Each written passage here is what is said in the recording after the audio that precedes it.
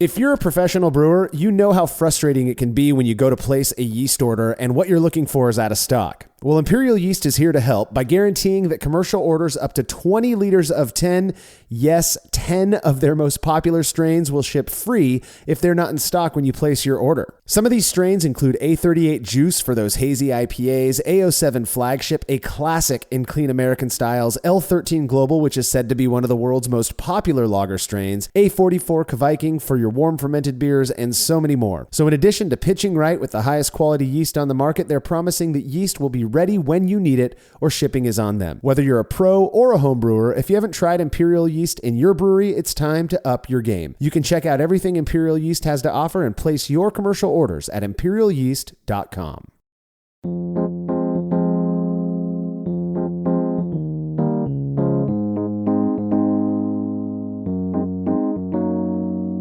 While there are a number of fantastic beers that get made with simple grain bills consisting of just base malt, the good majority tend to include some amount of specialty grains that contribute a range of colors, aromas, and flavors.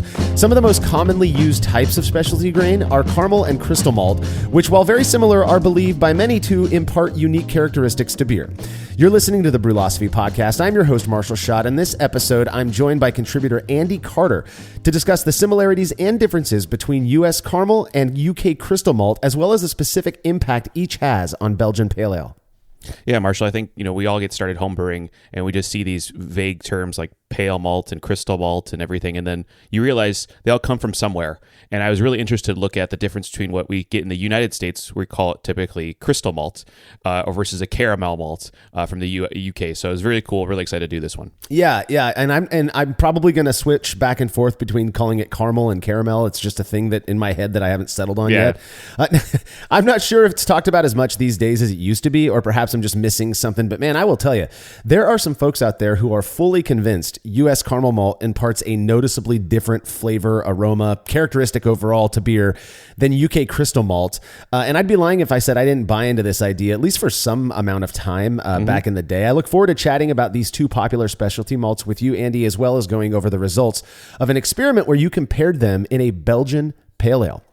All right, if you're a fan of this show and you'd like to receive a reward for your support, consider becoming a patron of Brewlosophy over at patreon.com/Brewlosophy, where you make a small pledge and receive rewards like access to unpublished contributor recipes, unique discounts at YakimaValleyHops.com, and an invite to a monthly live Q&A session with somebody in the brewing world.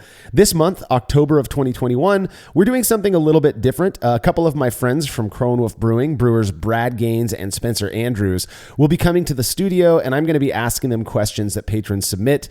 These dudes aren't just excellent brewers, but a ton of fun to hang out with as well. If you'd like to be a part of this session, be sure to make your pledge at patreon.com/Brewlosophy by Friday, October 22nd, 2021, as this event is scheduled for that following Saturday, the 23rd. All past sessions are stored on our private Facebook page, so patrons can go back and watch them whenever they like. Again, that's patreon.com/Brewlosophy. And if you wouldn't mind letting us know what you think about this show by leaving a rating and review in Apple Podcasts or wherever it is that you listen to podcasts that allows you to leave rating and reviews, we really would appreciate it immensely. Not only does this help those who haven't heard of us yet more easily find the show, but we take the comments to heart. Last time I checked, I think we were getting close to about 900 reviews in Apple Podcasts, and we'd love your help pushing us over that 1,000 mark. Feedback is brought to you by Brewers Hardware, who specialize in triclover compatible sanitary fittings, conical fermenters, kettles, and brew stands. Brewers Hardware offers a variety of unique items for home and craft brewers, including high-quality stainless fittings at great prices with very fast shipping. Learn more at brewershardware.com, and don't forget to mention Brewlosophy at checkout to receive a free gift. That's brewershardware.com. Listener Will Lovell wrote in with feedback on our recent episode where we bid Jersey a final farewell. Will says, I loved the latest Jersey send-off episode. Great work and a nice break from the super seriousness that is beer. I wanted to share that I recently had a friend over and served him a Brew One and Citra Pale Ale. His comment struck me as oddly familiar since he said it smelled like pineapple but tasted of juniper. I immediately thought of Tim and had to share this with you. This was the first time I've ever heard or I've ever had someone describe juniper as a flavor in any of my beers, and it took a lot of willpower not to crack up laughing at this. Yeah, that's funny. And I love hoppy beers. I'm a big hop fanatic, and it's so fun to have people try not just craft beers that have a lot of hop presence, but even my home brews, because I find, though I like both, in different ways, I find my homebrews to have just a different character, even if you use the same hops. How I add them, how I use them. How much oxygenation I'm getting.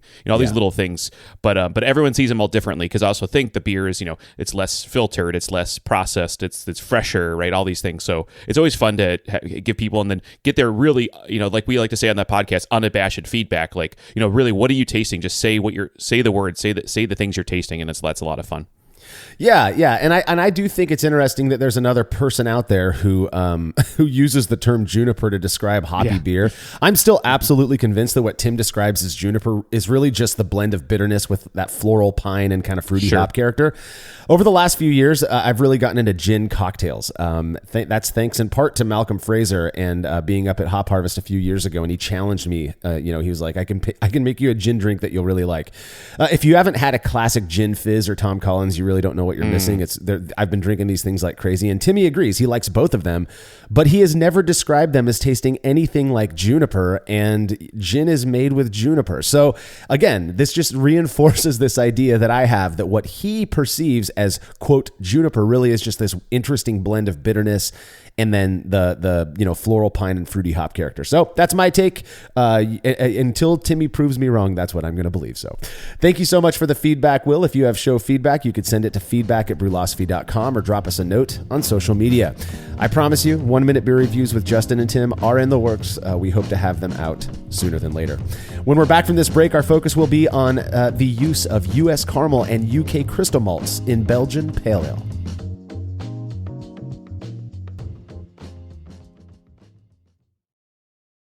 Craftmaster Growlers takes traveling with and sharing beer to a new level. Made from heavy-duty stainless steel, Craftmaster Growlers are double-wall insulated and can keep beer cold for up to 8 hours. Unlike typical growlers, Craftmaster Growlers come with a swiveling tap and fully integrated CO2 regulator cap, allowing beer to stay fresh for 2 weeks or more. The square design takes up less space and will fit in most refrigerator doors, and every Craftmaster Growler comes with a 1-year warranty. There are 64 and 128-ounce versions available over at craftmastergrowlers.com.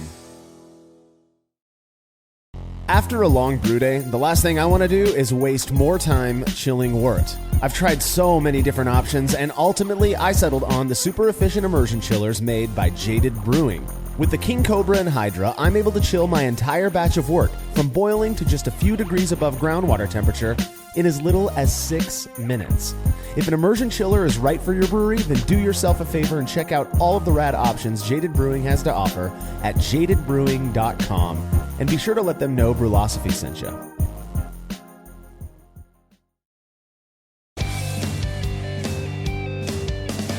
Compact and simple to use with a small footprint for brewing indoors, the Grainfather makes it easy for you to brew professional quality beers at home. The Grainfather is an all-in-one brewing system that lets you brew all-grain beer in a single, compact stainless steel unit. It uses an electric heating element and pump to maintain a constant temperature and to circulate the wort during the mashing and cooling stages. It also comes with a counterflow chiller to reduce chilling times and produce high-quality wort.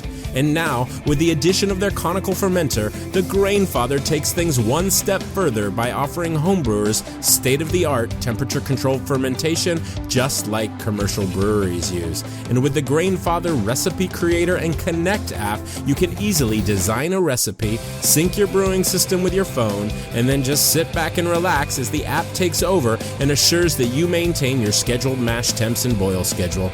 Head to Grainfather.com to purchase your all-in-one brewing system today and to sign up for their free Recipe Creator tool. Once more, head on over to Grainfather.com, that's Grainfather.com, and get started today.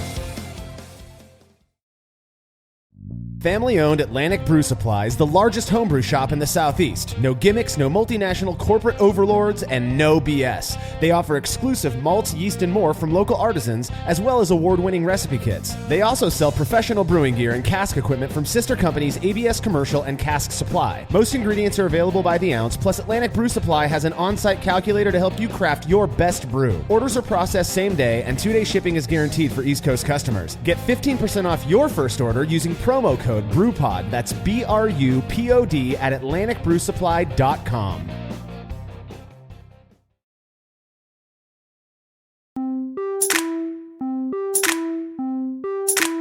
Brewers have available to them many different ingredients, and even within similar types of ingredients, there are various versions. Because of this, it makes sense that people would view these different types of ingredients as imparting noticeably unique characteristics to beer. I get it. And that's certainly the case when it comes to caramel and crystal malts. Yeah. So when you think of making a beer, if you just base malt, right, it's very plain, but neutral base. There's also very flavorful base malts like a Marisade or something special, but base malt is very, one note. And I think the first place people go when they do a recipe is to get more of that quote unquote beery flavor is to add a caramel malt. It's very simple. And what's great about today's caramel malts is you can get it in any color, what we call carapils in the United States, this basically zero Lovabond, very light thing that supposedly improves head retention and body, all the way up to 120, 140, where it's deep raisin, almost a resiny, pruny flavor. And so you get this full range, like, oh, wow, I have this palette to work with now, even though there's just two ingredients now, just base malt and caramel malt. And so what I've been doing in the last few years was looking more at the producer more than just the color, because I was really interested in, where it comes from, does that matter? And you think, oh, well, I'm going to do an English pale ale, I better use English crystal malt rather than U.S. caramel malt. So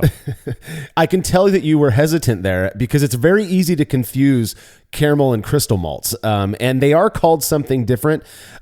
Just a little bit of history here. I did some research on why these things are called what they are. Crystal malt, I believe, goes through the kilning process. When that malt comes out of the roaster, I believe it's just roaster actually. When it comes out, it has a very shiny appearance to it, and that apparently is where the term crystal came from. And that is a process that they utilize at UK maltsters or English maltsters, and hence the name, the crystal malt. It's because of the way it looks. Whereas here in America, where we've got some big maltsters who are producing caramel malt, and the reason they call it that is because of the flavor it imparts to beer. So when you think about just the fact that these two malts are called something different doesn't necessarily mean that they are produced terribly differently. We know that they're produced using very similar processes. In fact, I believe the Breeze website has a really good write-up on the comparison of their product, which is U.S. caramel malt, and contrasting it to what UK crystal malt is. And they've got some interesting quotes in there that kind of, at least it sends the illusion that these malts are more similar than they are different.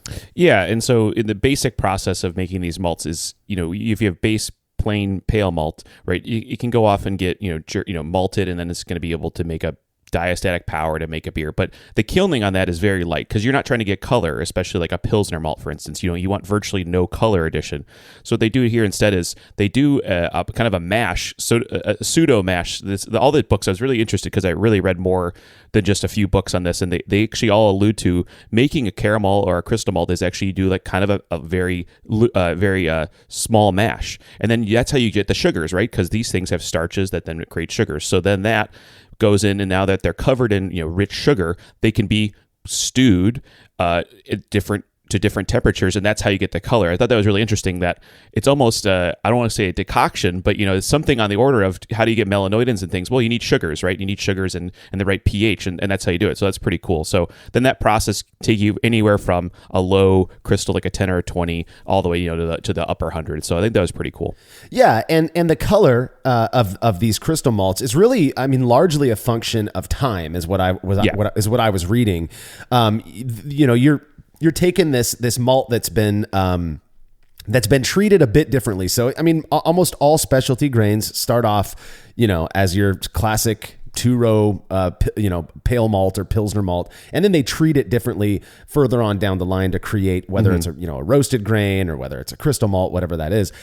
Both crystal and you can tell what we have settled on calling this malt, the kind of the umbrella term. I call it crystal malt, regardless of whether it's a caramel malt or a crystal malt. But when we say caramel malt, we are referring to the domestic U.S. produced caramel malt, which is produced slightly differently. We'll get to that in a second. Than UK crystal malts. But in general, the way those are produced, like you were mentioning, Andy, is you take this malt, you stew it differently, you actually roast it in the presence of moisture is what I read, which degrades the starches that are on the inside of that malt and into sugar. And so now you don't need to convert crystal malt. It doesn't need to go through a mashing process because the starches have already been converted, which is one reason when people are just getting into brewing at home and they're using maybe extract with steeping grains, those steeping grains are often the crystal malt. And that's going to contribute color. It's going to contribute a small amount of fermentable sugars. There was a really cool project that somebody did, probably 6 or 7 years ago. And I forget where I read this. So I'm kind of pulling this out of memory. But what this person did was he took all of the different colors of caramel malt here in the US and made like 1 gallon or even half gallon or something like that mashes with just those crystal malts and then fermented them. Because there's a widely held belief that crystal malts impart no fermentable sugar. And this guy's experiment proved that wrong, in a heartbeat. So I thought it was really interesting. But just to get it out there that caramel malt, which is produced largely here in the US, and I'm sure there are maltsters in Canada and such that produce caramel malt using that method, are produced very similarly as crystal malt over in the UK. But there are some minor differences that again, people, as they're going to believe, will impact the characteristic that those different malts give to beer.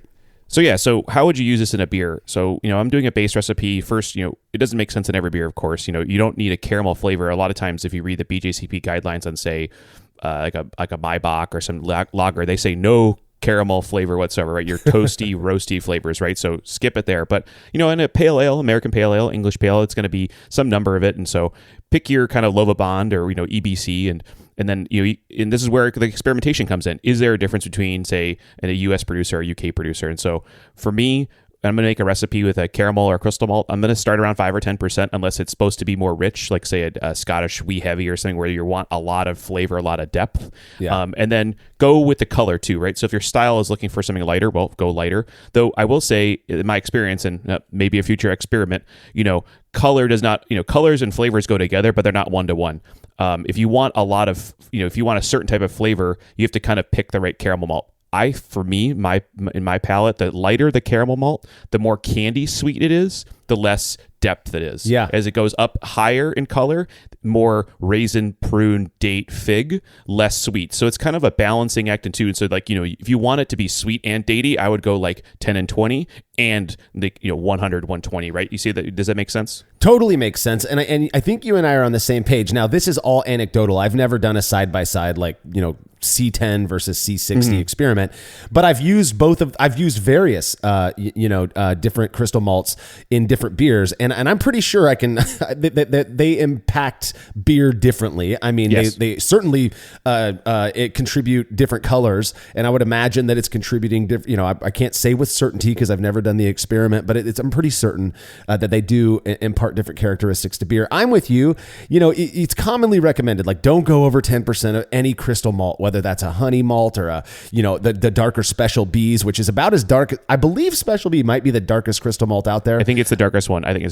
Yeah, and somebody was telling me once that there's like a Crystal 160. Special B can kind of fall in the range of 140 degrees Lovabond to like 160 degrees. And that is the one, when you say figgy and pruny and kind of a raisiny character, that's what I get from Special B. Very widely used as I think the B in Special B stands for Belgian or Belgium. Yep. And so it's very widely used in Belgian style beers. You go on the lighter end, you're looking at Carapils and Carafoam. Those are down, they're the same Lovabond as a Pilsner malt, around 1.5 degrees Love. And they're going to contribute minimal crystal slash caramel character to beer, but they're said to contribute to foam retention and mouthfeel and stuff like that, because it's contributing dextrins to the beer as opposed to the fermentable sugars that a Pilsner malt would. So that's that. Again, from what we've discussed so far, we're looking basically at the same thing here: U.S. caramel malt, UK crystal malt. There are some slight differences in production. So even the massive American maltster Breese points this out, like I said earlier, on their website. And a quote from their website is this. They say caramel malt is applied to both kiln and roaster produced caramel malts, but the term crystal malt is normally reserved for caramel malts produced in a roaster. And so If you've ever seen a drum roaster that they use at a coffee shop, at like a craft coffee shop, that's basically what I imagine the roasters look like in a maltster. Whereas kilns are going to be larger beds, if I'm understanding this correctly. And so apparently those are both drying methods, right? And apparently what the kilning of it is what takes away that crystal look from a caramel malt. And I mean, I've had caramel malts from Briess that still look kind of crystally to me. So I'm not entirely sure why this would impact the flavor necessarily, or this process alone would impact the flavor of those malts. I think to me, and this kind of gets into how they market them, is that you see caramel malt in the United States, and it's very specific, 10, 20, 30, 40, 50, 60. You look at English ones, it's like 65, 85, 100, 135. There's always splits, or just, sometimes light, medium, dark, right? No choice. And I've also taken, this is good, I highly recommend anytime you go into the homebrew shop, taste the malt, right? Get a sense of how these things taste, and then hold them and look at them. To my eye, if you look at a US caramel malt, and you look at a UK crystal malt, I think the statistical deviation of color in the English one is much wider. Right. So I think the use of kilning and roasting is to give you that more even distribution of flavor and color in the product versus the drum roaster. But that's kind of my speculation. Yeah, there's that. Somebody was telling me a while ago that I forget if it was the US caramel malts or the UK crystal malts, but that they are produced by blending, so you might have what is ultimately a 10 Lovibond, crystal malt, and then maybe a 30 Lovibond crystal malt, and they'll blend those in a certain proportion to create like a 20 Lovibond crystal malt. That seems to me like, we've done experiments on that, and we'll probably get to that in a future episode where we kind of create our own crystal malt based on blending, two different Lovibond, two different colors of crystal malt, and then we use that and compare it to the real version of that.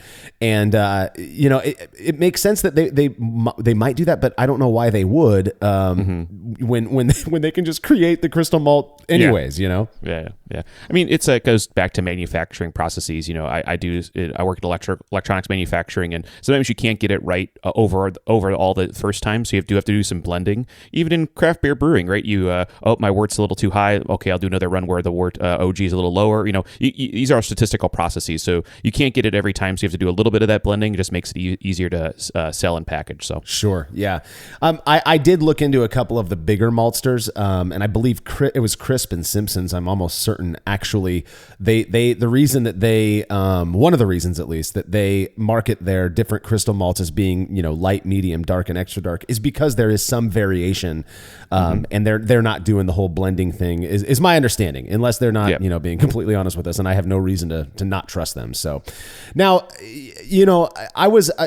when I first went all grain, I was already buying crystal malt to use when I was messing around with extract brewing and all that. But when I went all grain, my whole I pretty quickly got into the whole bulk purchasing grain in bulk, and so in doing that, if I was cruising to the Bay Area and I stopped in at More Beer or something, I would just want to get. I never even considered in the beginning that different crystal / caramel malts would impact beer differently. I did view them as interchangeable. I'm not even sure at what point I learned that there was a difference between them. I thought it was just a different word for the same exact malt. And so I was just picking up whatever was the cheapest. I'm not going to lie about that. Sure, and so I'd buy 5 pounds of C60 because that's what I'm a fan of C60 in certain styles, and I'd spend $10 or whatever on it, and I'd be good with it. Well, once I learned that, in the way I learned about UK crystal malt and how different it is from US caramel malt, is that I think I posted on Homebrew Talk or something a recipe idea that I had for English bitter, and I just put caramel 60 in there or something like that, and boy, the people came out of the woodwork on that one. No, if you're going to make an proper English beer, you got to use UK crystal. It's going to contribute a fuller, toastier flavor, which is obviously more desirable. Whereas the US caramel malts are cheaper. They're going to contribute a thinness that's just sugary sweet. It doesn't have that fullness of flavor. Again, you don't hear about this as often these days, or maybe I'm just not looking in the right places. But this was very commonly discussed back when I was frequenting certain forums. I think today, there's a resurgence of West Coast IPA as a kind of a thing to go against hazy IPA or juicy IPA. You're definitely seeing that even in the professional sector. I think the home brewers are a little bit ahead of that, but definitely in the West Coast IPA producers that used to make them regularly are coming back to them, but they're really dropping the crystal malt a lot because there's a perception that makes a sweeter, not as dry, bitter beer. Yeah, I think that is a little. I think I agree in general, because as you make the alcohol higher, you go to sometimes these IPAs. I don't know about you, Marshall. Sometimes these IPAs are getting up to 8%. They're not even double IPAs, right? Yeah. And so that level of malt is going to make it taste sweet, right? So you almost don't need crystal malt, but I do think there's a hand in there, and I think there's a nostalgia aspect. I think one of my favorite beers, Sierra Nevada Pale Ale, definitely uses a caramel malts, and I think that ties really well with Cascade. It just brings it all together, right? And that beer would not taste nearly as good, in my opinion, without a caramel malt. But would it taste different if they used a crystal malt? I think that's the question, right? Exactly. Yeah, I kind of bought into this for a minute. I'm trusting these other people out there who are telling me, no, you got to try it. It's totally different. And you mentioned going into the homebrew shop and tasting the different grains. I absolutely advocate for people doing that. I do it myself. But if you're already expecting, this is just basic psychology, human psychology. If you're going in there expecting there to be a difference, chances are, you're going to perceive a difference. We can create situations where that's the case. If I tell you one beer was made one way and you already have a belief, or the culture is that a certain process creates these issues or whatever, then it's pretty good guess that you're going to experience those issues. It's very predictable. Again, you can create that in an experimental setting pretty easily. So that's where I was. I'm going in there looking at these. Yes, they did look a little bit different. The UK stuff, Simpsons and Crisp Crystal Malt, those looked shinier, and the Breeze caramel malt that I had been using wasn't as shiny. So yeah, maybe they were different, and they had different Lovabond numbers next to them, and all of this. So I picked some up and I started using it.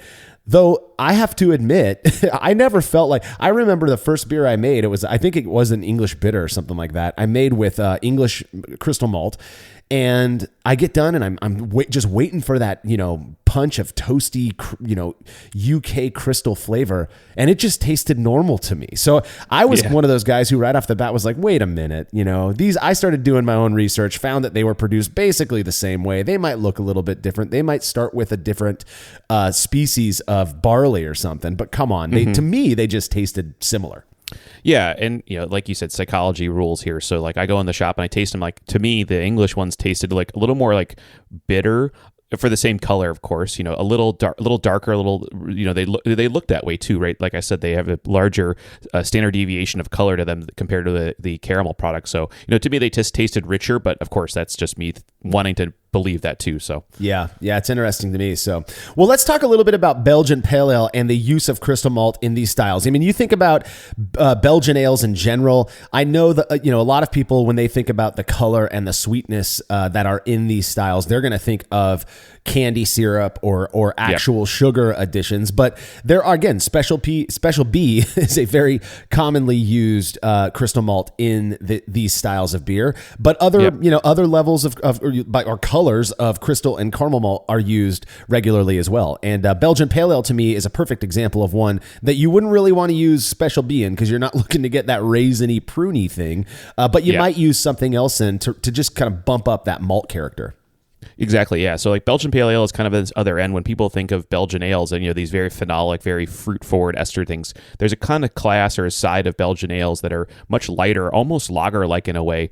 They really restrain the phenols. They really restrain all the esters. And Belgian Pale Ale is kind of one of those. So it's this 24B in the BJCP 2015 guidelines. Because of moderately malty, somewhat fruity, copper ale. Has toasty, honey, caramel flavors. It should be fairly bitter, but not too bitter, and then just very drinkable, right? And so that caramel aspect, that's what I wanted to focus on, since to me, when I've had these Belgian Pale Ales, and there's not many made in the United States, you almost have to get these imported or be in Belgium to have them. They have just a very light Belgian light caramel character, and that you're never going to get that if you try to hammer it with Special B, right? This is not a double or a quadruple, right? So it's light and sweet. So that I was hoping that to see with this experiment, okay, let's just use the same Lova bond, 2 different producers, and then how does that impact this final beer that, otherwise this beer is very simple and light, and I want to see how that impacts the beer.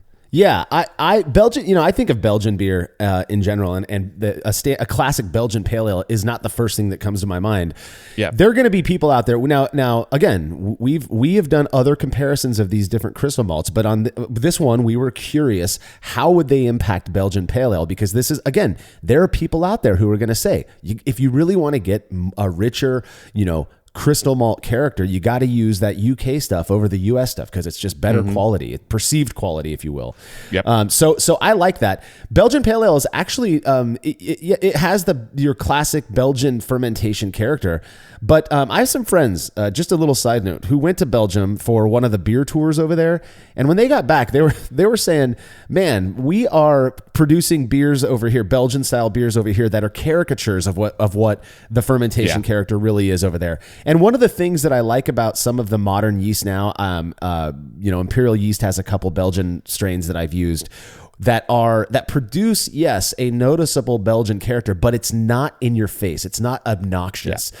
And so I actually was really excited about this one because I thought it was just yet another good way to see, how are these 2 different caramel and or crystal malts, how do they compare? Is there really, are they going to contribute different characteristics to beer?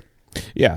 And I think, of course, being a Belgian ale versus a US or a UK yeast, that's going to change things, right? When we do these experiments, it's not like, oh man, this is going to be sacrosanct. This is the difference, right? You have to try them in all these different scenarios because yeast is, again, the major flavor of beer, right? 70, 60, 80%. This is a huge part of it, right? So it's good to try them in all these different ranges. Otherwise, you won't know, right? Maybe it's highlighted more in Belgian style yeast strains than it is in a US yeast strain or UK yeast strain. So this is, I thought this was really important just to get the whole gamut of ability to say, yep, all these yeast, how does this behave? Yeah, no, I agree with you. Well, up until a couple years ago, I'd only ever really used U.S. caramel malt because that's what was easiest. It was the cheapest as well. I've never really been a huge fan of Belgian ale, but I've certainly made a handful, usually at the request of somebody else. And in all of the ones where I used a crystal/caramel malt, I went with the domestic stuff. Again, it was easier for me to acquire. It was less expensive,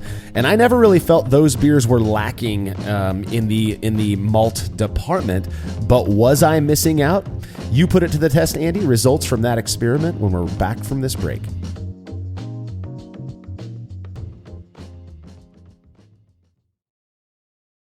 As every brewer knows, the best beer requires the best hops, which Yakima Valley Hops provides fresh from the source to brewers around the world, carrying everything from classics like Cascade to modern favorites like Galaxy and Mosaic, as well as other ingredients and gear. Yakima Valley Hops has it all. And don't forget to check out their new podcast, The Late Edition, where the YVH crew goes into depth on our favorite plant with industry experts. Head over to YakimaValleyHops.com now to see all they have to offer and subscribe to The Late Edition wherever it is you listen to podcasts.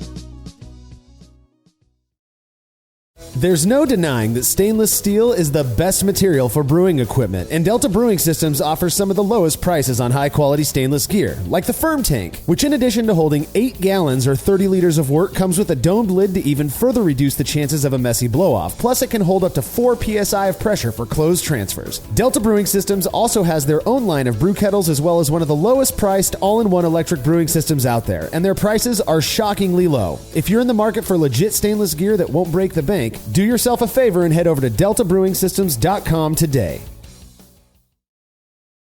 The brew-in-a-bag method has blown up over the last few years, and in that time, it's become very clear that not all bags are created equal. For the best BIAV experience, you have got to go with the Brew Bag. Made from high-quality, food-safe polyester, the Brew Bag is available in both 210 micron for standard brew-in-a-bag, as well as 400 micron, which works beautifully for all-in-one recirculating systems. I've been a Brew Bag user for years and wouldn't brew without it. Head over to brewinabag.com to get the fabric filter that works for you and use promo code TBP17 at checkout to receive a discount. Again, that's brewinabag.com. Have you ever thought about adding a port to your kettle but held off because you didn't feel like drilling into your gear or sending it off to have someone else do it? From the makers of the world's fastest counterflow chiller, the Exchillerator, comes the Hangover, the easiest way to add extra ports to your kettle as well as countless other options. Mount a faucet to your keg for easy portable pouring. Set up the perfect whirlpool arm. Hold a heating element in place. All of this and so much more without permanently modifying your gear. Manufactured right here in the United States, the Hangover offers brewers too many convenient solutions to list here. So head over to exchillerator.com today to see what the Hangover can do for you.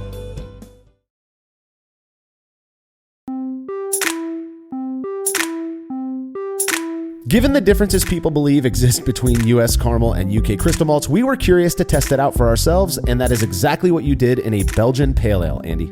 Yeah, so to fire this one off, we have two paired Brewzilla electric all-in-one system. So these are like Bruna bags, but all stainless steel and electric.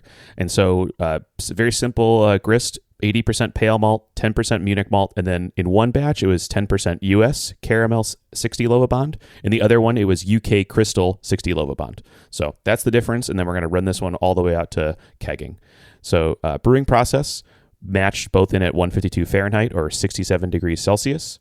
I took pH readings about 15 minutes into the mash. This is a good time to take it because you've got the mash going. It's not really proceeded on too long, and it's a good just to check. And because 10% of the grist is these differences, I wanted us to see, is there a pH difference? Because this is where it would come from, right? This is where we would get an objective measurement rather than a subjective measurement. So the U.S. caramel malt came in at 5.27 for the pH versus the crystal was at 5.35.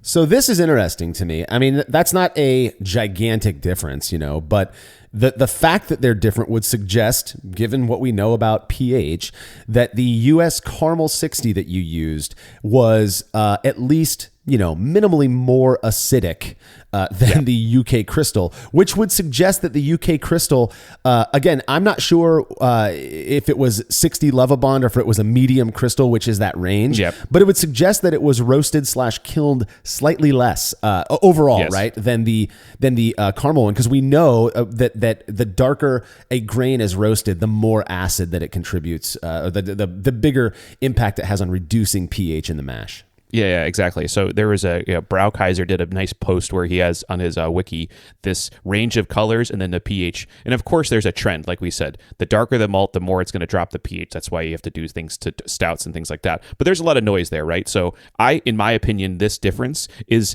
a slight process difference between how they make them. And like we said earlier about, kilns versus drums versus all that, I think that's where it's coming from. And then the base grain itself, right? Even base malt has a range of pH for the same Lovibond. So I'm not so surprised. I'm glad it was measurable. If it was closer, okay, well, we wouldn't care. But it was good to see this number come up. So yeah, well, this isn't going to make me think that there's going to be a noticeable or perceptible difference in the beers. That's just not a big enough pH difference for what we know about mash pH or what we've experimented with before. So I'm not worried about this. Just an interesting point to note. Yep, little data point. So did 60-minute mashes. When those are complete, I removed the grains and sparged to collect identical pre-boil volumes. And then we're just going to do a 60-minute boil, 23 grams of Sterling at 60 minutes, and then 28 grams of Saphir at 20 minutes. So very simple. Again, this beer is not supposed to be really hoppy. It's just supposed to accent that malt. After boiling, I chilled the wort down and then racked those into two 6-gallon PET carboys. OGs, both on the money at $10.50. Yeah, that's awesome. What we can say about this is that the U.S. caramel and the UK crystal contributed equal amounts of sugar, which we know to be rather minimal, particularly given the amount that you used in either batch of these beers. But both hit the same exact OG, so we're already starting off on a good at a good baseline. Exactly. So once those fermenters were filled, I put them into a temperature-controlled chamber at 64 Fahrenheit or 18 C. And then once those carboys chilled down to pitching temperature, I added a pouch of imperial yeast, B45 or the Gnome strain, to both batches. About a week after fermentation, I cranked the temperature up to 70 Fahrenheit or 21 degrees Celsius, and then just left it another week just to finish out. So usually my schedule, doing about 2 weeks of fermentation. Once I was ready, I was ready to rack those out of those fermenters. And so the U.S. caramel came out at a finishing gravity of 1.008 versus the UK crystal of 1.009. Not a big difference to me. I mean, one specific gravity point is nothing to worry about in my book. That could just be measurement error. Hydrometers are only so accurate. Just a quick note on the B45 Gnome. I've used that strain quite a few times at this point. I think 4 or 5 times for as little as I make Belgian beer. To me, that is not one of those. This is not one of those Belgian strains that is in your face esters and phenols. It has to me kind of a perry, like the esters are kind of a perry ester that's not too strong when fermented. You fermented it fairly cool, with just a hint of like black pepper, and it's not going to steal away from the differences that I would imagine are imparted by different malts. So I just wanted to get that out there because I have some experience with B45 Gnome, and that's been my experience with it. Yeah, that's why, and like you said, picking the lower fermentation temperature. Some of these higher alcohol Belgian beers go up into the 70s, right? And that's when the esters are going to go crazy. And so we want to definitely restrain those. Yeah. So at this point, we said we're going to rack them. So pressure transferred into CO2 purged kegs and placed in a keezer where they're allowed to condition for about 3 weeks. And then for the evaluation, this was during COVID-19, so I did them by myself, 10 blind trials. And how we do that at home is we have 4 identical cups that have been labeled underneath them with which beer is which. And then I mix them all up and step away, so I quote unquote forget which ones are which, and then I pick 3 randomly, and that's how I test myself. So this way we don't need to find other people and test them. We can kind of test them by ourselves. Yeah, and this is not ideal. We've never argued that this is what we hope to do forever. This is just what we did to keep ourselves entertained while still providing some informational stuff on brewing. Again, like you said, Andy, what we're doing is taking 4 cups, marking the bottom of 2, and those 2 get the same beer, and then the other 2 get the other beer, and then we mix those up randomly, select 3 of them. The nice thing about this approach is that the odd beer out is randomized, so you really don't know. Is there opportunity for bias being involved if we're not honest, all of that stuff, but the reality is that we do our best to mix these things up. Sometimes we'll have helpers do the mixing up for us as well. And so again, we did 10 trials on this one. And how did you do there, Andy? Well, we would need 7 to be in our statistics, so we like to say, of being statistically relative, and I only got to 6, so this was not significant. So people are going to look and say, wow, 60%. That is, that's a lot, though. That's more than half. That's just not how statistics works. But the beauty of what we're doing and the fact that this isn't, cancer research, it's just beer, is that you can take this however you want to and apply the findings, again, however you want to. And that's totally fine. From a statistical perspective, this is not technically a significant finding. What we cannot say with any confidence that using U.S. caramel malt is going to contribute a different, flavor, aroma, mouthfeel perceptibly to a Belgian Pale Ale versus using UK crystal malt. Yeah, exactly. So for this beer, I liked both a lot. Toasty caramel flavor. There's a little bit of phenol from the B45. To be all those flavors together remind me of ginger cinnamon cookies, which I thought was pretty cool. But like the data says, I was guessing all the time which one was with. So getting even to 6, I thought was like, oh, okay, wow. But doesn't matter, not significant. Like I said, I think these beers are almost identical. Sometimes they got a little bit of this or a little bit of that, but like I said, I really couldn't tell these beers apart, and I liked them both a lot. Yeah. So to kind of tie this back to my own personal experience using both U.S. caramel and UK crystal malt. I have both sitting out in my garage right now. I've got, I believe it's Simpson's medium crystal, which is a average 55 love, I believe is what they sell it as. And then I've got Brees C60 as well. And I use both of those in my brewing. I picked them up for a similar comparison that I did a couple years ago that we'll talk about on a future episode. But suffice to say, smelling these 2 malts next to each other, initially I thought they smelled different. Using them at the proportions that we do in most beer styles, I don't think it really has much of a difference on the flavor, aroma, mouthfeel of beer. I just think they contribute about the same type of characteristic. And also, again, maybe if you made a beer with 100% of either of these crystal malts, which I would not recommend doing unless you like experimenting, maybe you'd perceive a difference then. But I just don't think, with all of the other stuff going on in beer, one of which is yeast. Yes, I get it. If you want to argue that we should have done this on a different style, stay tuned and we'll talk about that one in the future.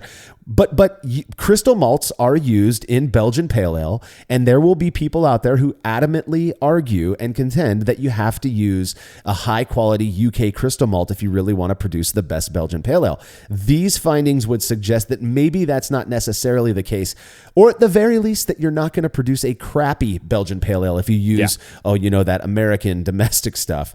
You were as biased as they come, and even you couldn't tell these beers apart consistently. Exactly. So, how I take this data, because we're trying to be scientists with all this stuff, so there's still a common, people still say there's a difference, there's a taste difference. So where I'm at right now is, I'm more open to the interchangeability. Now, really what we're going to get into is to a supply chain issue, right? When you go to your shop, they're not going to have an infinite selection of malts, right? You're always going to be finite.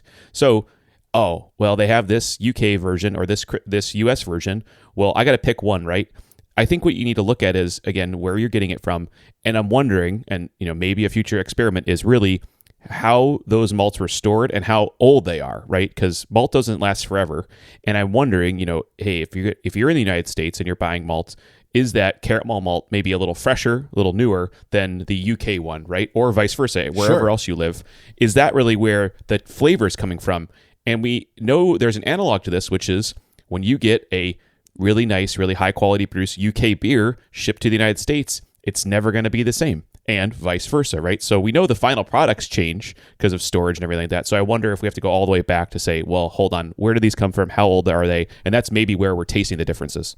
That's a really interesting point that I hadn't considered is freshness. And I know you're talking a bit about beer freshness as well, they're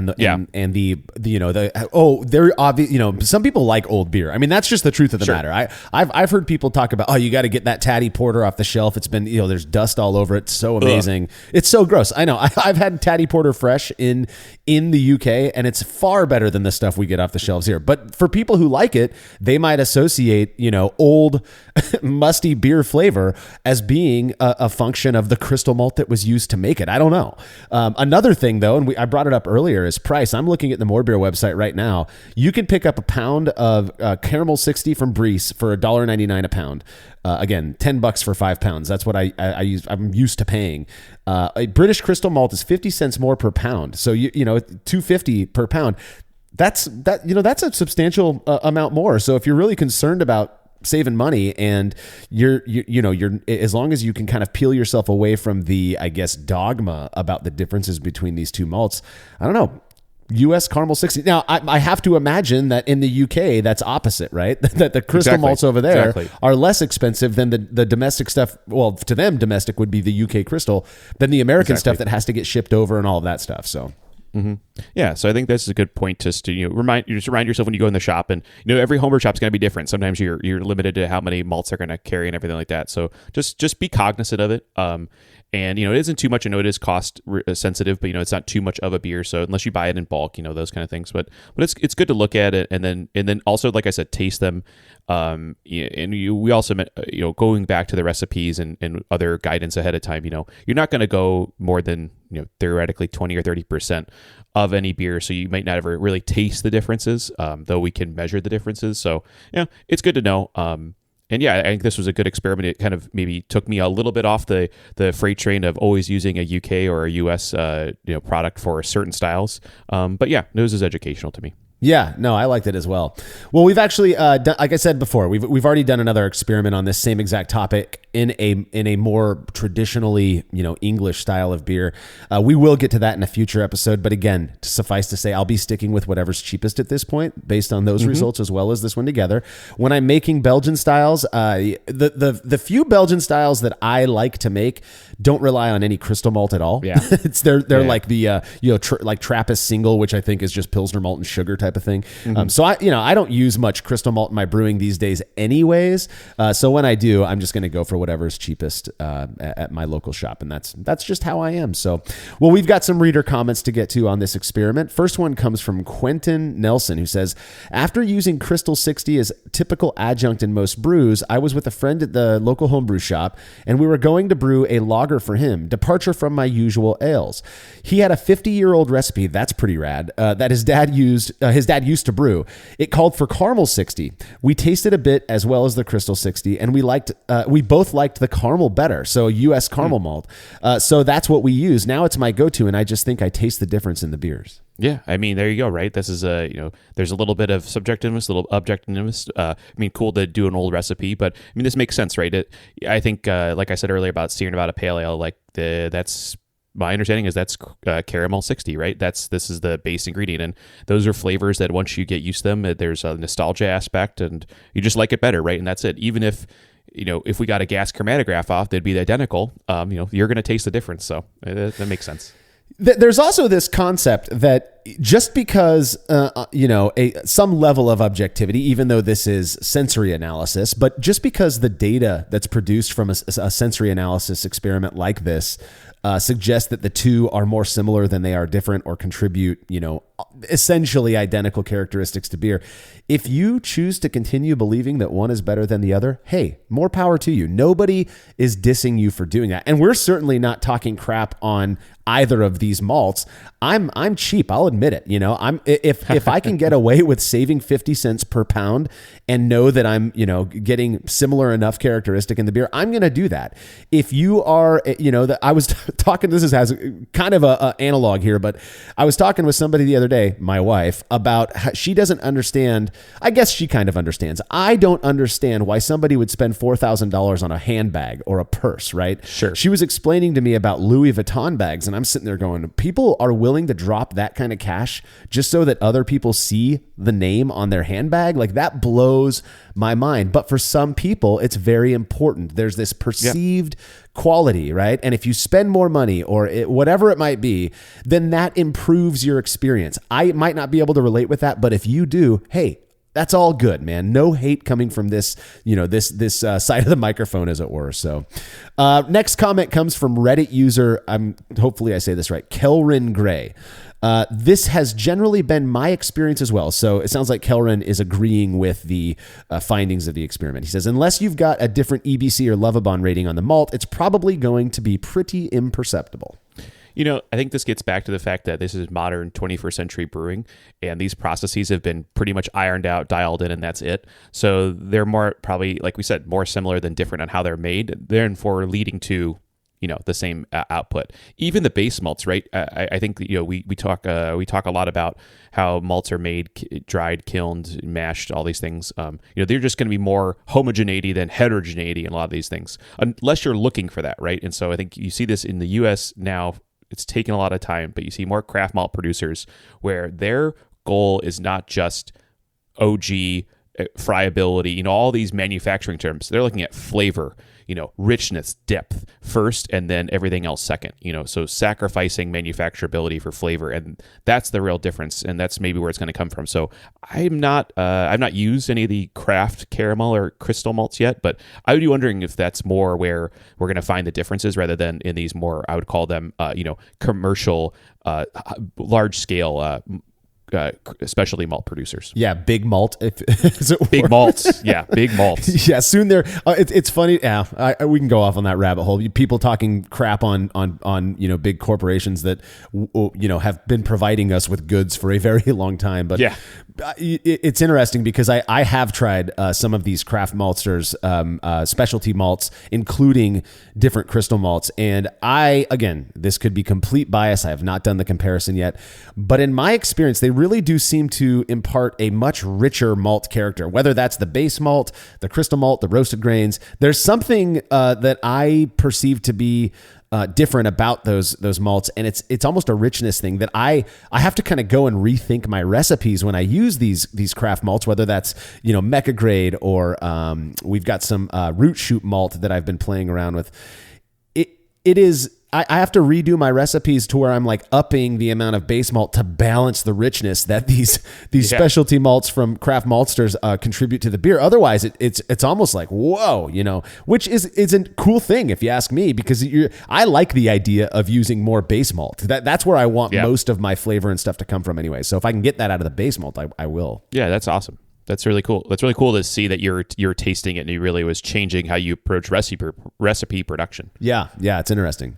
Final comment comes from Reddit user Cascades Brewer. He says, I feel like I started making better English beers like Porter and Mild using UK malts like Crisp and Simpsons versus Breese. Chewing grains of Breese next to Crisp, the Breese has a noticeable sweeter flavor that I feel carries over into the final beer. I'm not sure I've used any US caramel malts other than Breese. It could be my bias though, in which case, if I enjoy a beer made with Maris Otter and other UK malts more, that seems like good justification to keep using them. Amen. I feel like we already talked about that. If you like it more, then just keep doing it. I mean, honestly, the intention, people like to misrepresent our intentions over here at Brewlosophy. We're not trying to change your mind about anything. We just think this stuff is interesting and like playing with beer. Yeah, exactly. I think the root cause of all this is just data to feed into your hobby and for you to make the beer you want to make. That's it. And for us to make the beer that we want to make, right? I mean, exactly. People, you often hear commercial brewers saying, we brew the beer that we like to drink. That's true on some level, but you wouldn't, if it was just that, you probably wouldn't, be selling as much beer as you'd like to sell. You gotta brew what the people want to drink. And in the same respect, we often get requests from people to do experiments, and I believe we've had plenty of requests to compare different crystal malts, crystal and caramel malts like this, and that's again, it's just infotainment. We really want to. We find this stuff very interesting, and we work very hard to keep these as clean as possible, the experimentation stuff, just because a certain finding, and this was COVID results. We're going to get back. We are slowly getting back to collecting real data, and I promise we will redo more and more of these caramel versus crystal malt experiments with varying styles of beer, because we're all interested in it. And if it doesn't change your mind, that is all good. To me, it just confirmed, again, I've said it a million times now, but it confirmed sticking with the less expensive caramel malts here, because they work just fine for me. Yeah. I mean, this is not a beer that's really defined by its caramel malt. So though it's a 10% probably in the higher end even of a Belgian Pale Ale, and still not getting a signal off of it. I think that just shows you can change these up and make perfectly great beer, and can't tell them up. I couldn't tell them apart, at least. So there you go. Yeah. And I trust your palate, Andy. I can't speak for everybody out there, but I don't think you're as bad a taster as others might. Well, that makes two of us, I guess. That makes two of us. There you go. All right, dude. Well, that brings us to the end of this episode. Any final thoughts on U.S. caramel and UK crystal malts and Belgian Pale Ale? I think this, like I said, it's not going to be a large percentage of this recipe. It'd be actually interesting for me for down the road, staying within this style and then changing it, is to look at the other ingredients that might have more impact, the Vienna or the Munich malt that's a lot of recipes use, and then use those in those higher percentages, right? Because then now we're talking about 20% of the grist, and that really might be a really cool impact that I've not explored yet, and I'm looking forward to that. So many future opportunities. I couldn't agree more. Well, don't forget to check out our newest podcast, The Brew Lab, where host Cade Job takes you into the lab with real brewing scientists to discuss fascinating research they've done on our favorite beverage. And as always, you can read more about the experiment we discussed by clicking the link to the article on brewlosophy.com in the description of this episode. The Brewlosophy podcast is made possible by the generous support of our sponsors, as well as all of our rad listeners. We seriously could not do this without you. Cheers to everyone who has subscribed and left a review of our show. It makes a huge difference. If you haven't yet, please consider doing so. Head over to brewlosophy.com/support to view a list of ways you can easily help us to continue producing this podcast. If you want a reward for your support, visit patreon.com/brewlosophy. Thanks again for listening. We'll be back next week with another episode of the Brewlosophy podcast. Until then, think beer. Start off the morning with some hot tea, lemon and honey, cause it soothes my throat. Put some herb in the bowl, yeah, it's homegrown. Ain't gotta go